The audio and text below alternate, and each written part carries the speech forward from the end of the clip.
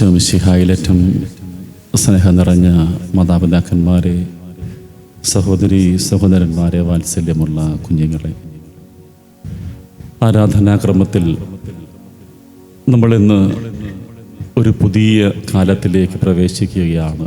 പള്ളിക്കൂദാശ കാലം, ദേവാലയ സമർപ്പണത്തിൻ്റെ കാലമാണത്.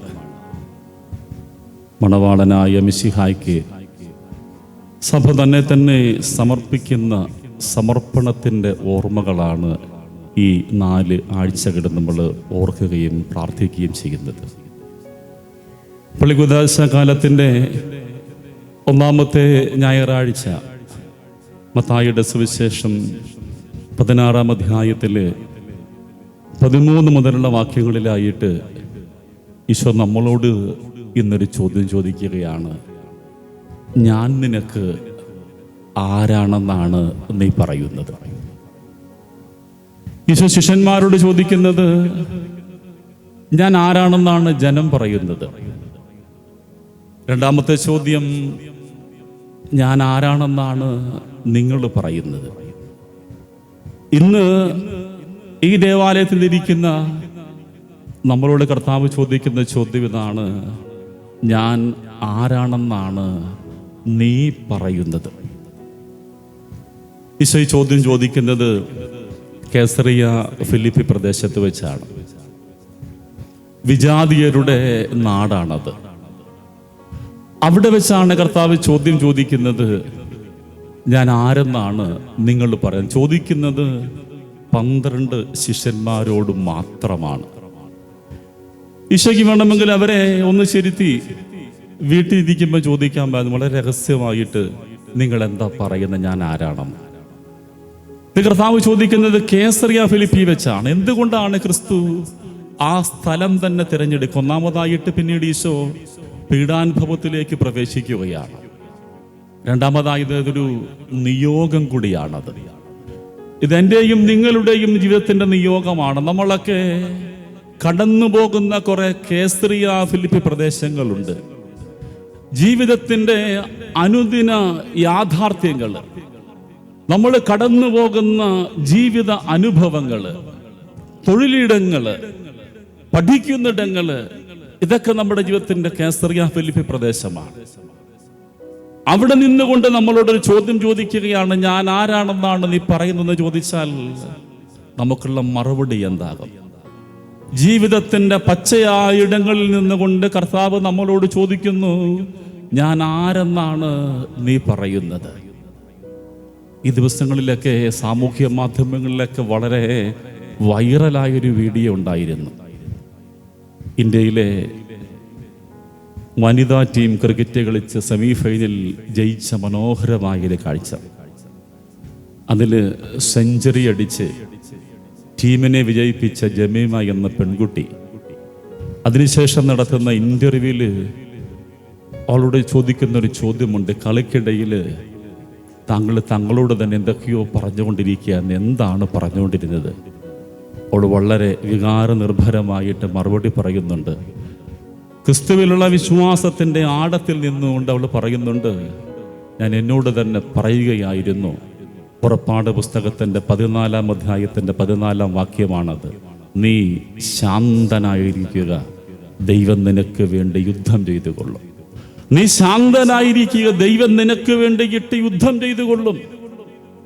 ആ പെൺകുട്ടി ലോകത്തിൻ്റെ മുൻപാകെ, മാധ്യമങ്ങൾക്ക് മുൻപാകെ വിളിച്ചു പറയുകയാണ്, ക്രിസ്തു എനിക്ക് ആരാണെന്ന്. ഇതാണ് ഞാനും നിങ്ങളും ഇനി വിളിച്ചു പറയേണ്ട ജീവിതത്തിൻ്റെ കേസറിയ ഫിലിപ്പി എന്ന് പറയുന്നത്. അനുദിന ജീവിതത്തിൻ്റെ അനുഭവങ്ങളിൽ നിന്നുകൊണ്ട് നമുക്ക് വിളിച്ചു പറയാൻ പറ്റുമോ ക്രിസ്തു ആരാണെന്ന്? നമ്മളോടുള്ള ചോദ്യം ഇതാണ്, നീ എന്ത് പറയുന്നു?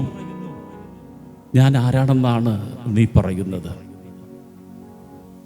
ഈശോയെക്കുറിച്ച് നമ്മൾ എന്ത് മനസ്സിലാക്കിയിരിക്കുന്നു? എന്താണ് ഇത്രയും കാലം ജീവിച്ച് കടന്നു പോയിട്ട് നമ്മുടെയൊക്കെ ഹൃദയത്തിൽ വീണിരിക്കുന്ന ഈശോ എന്ന ക്രിസ്തു എന്ന സങ്കല്പം എന്താണ്? ഞാനിങ്ങനെ ഒരു ഈശോയെ പരിചയപ്പെടുത്താൻ ആഗ്രഹിക്കുകയാണ്. എല്ലാം അറിയുമ്പോൾ സ്നേഹിക്കുന്ന ഒരാൾ, എല്ലാം അറിയുമ്പോൾ നമ്മളെ സ്നേഹിക്കുന്ന ഒരാൾ. ഹെബ്രായ ലേഖനത്തിന്റെ 4-ാം അധ്യായത്തിന്റെ 15-ാം വചനം എങ്ങനെയാണ്? ഒരിക്കലും പാപം ചെയ്തിട്ടില്ലെങ്കിലും എല്ലാ കാര്യങ്ങളിലും നമുക്ക് സമനായ ഒരാൾ, നമ്മുടെ ബലഹീനതകളിൽ നമ്മളോട് സഹതപിക്കാൻ കഴിയാത്തൊരു പ്രധാന പുരോഹിതനല്ലെന്നത്, പാപമൊഴികെ മറ്റെല്ലാറ്റിലും നമുക്ക് സമനായ ഒരാൾ ഈ ഭൂമിയിലൂടെ ജീവിച്ച് കടന്നു പോകുമ്പോൾ നമ്മളെയൊക്കെ ബലപ്പെടുത്തേണ്ട ഒരു ഓർമ്മയതാണ്. പാപമൊഴികെ എല്ലാറ്റിലും എനിക്ക് സമനായ ഒരു ദൈവം എൻ്റെ കൂടെയുണ്ട്. അവൻ എന്നെ പൂർണ്ണമായിട്ടും അറിയാം. എൻ്റെ ചെയ്തികള്, എൻ്റെ വിചാരങ്ങള്, എൻ്റെ ആഗ്രഹങ്ങള്, എൻ്റെ അഭിലാഷങ്ങൾ, എൻ്റെ വീഴ്ചകള്, ഞാൻ കടന്നു പോകുന്ന എല്ലാ സംഘർഷങ്ങളും, ഇതെല്ലാം അറിയുമ്പോഴും എന്നെ ഇങ്ങനെ അണച്ചുപിടിച്ച് സ്നേഹിക്കുവാനായിട്ട് എനിക്കൊരു ദൈവമുണ്ട്. അവന്റെ പേരാണ് ക്രിസ്തു എന്ന് പറയുന്നത്. അങ്ങനെ ഒരു ദൈവത്തെയാണ് ഞാനും നിങ്ങളും ഈ കാലഘട്ടത്തിൽ പരിചയപ്പെടേണ്ടതില്ലെങ്കിൽ സംഘർഷപൂരിതമായ വെല്ലുവിളികളുടെ ഈ ലോകത്തിൽ നമ്മളൊക്കെ തകർന്ന് തരിപ്പണമാകും. അവിടെ ഓർക്കണം, എന്നെ പൂർണ്ണമായും അറിയുന്ന ഒരാൾ, എൻ്റെ വീഴ്ചകൾ, എൻ്റെ സ്വകാര്യ വീഴ്ചകളൊക്കെ അതിൻ്റെ തനിമയിൽ പൂർണ്ണമായും അറിയുന്ന ഒരാൾ, എന്നെ സ്നേഹിക്കുന്ന ഒരു ഓർമ്മ. അതാകണം നമുക്ക് ഇനി ഏറ്റുപറയേണ്ട ക്രിസ്തു വിശ്വാസം എന്ന് പറയുന്നത്. ഒരിക്കലൊരു പെൺകുട്ടി വന്ന് പങ്കുവെച്ച അവളുടെ ജീവിതാനുഭവം ഇങ്ങനെയാണ്. കോളേജ് പഠന കാലമാണ്. വല്ലാതെ താളം തെറ്റിപ്പോയൊരു ജീവിതം. അവളുടെ അമ്മ ഇതറിയുന്നു. അമ്മയും ഇവളും ഒന്നിച്ചാണ് ജീവിക്കുന്ന. അപ്പൻ ഡിവോഴ്സ്ഡ് ആയിട്ട് വേറെയാണ്. എല്ലാം അറിയുമ്പോൾ അമ്മ ഒരു ദിവസം ഇവളെ വല്ലാതെ ശകാരിക്കുന്നുണ്ട്. ഇഷ്ടപ്പെടാതെ ഇവള് മുറിക്കകത്ത് കയറി കിടക്കുകയാണ്. ഒരു രാത്രി മുഴുവൻ കിടന്നുറങ്ങി.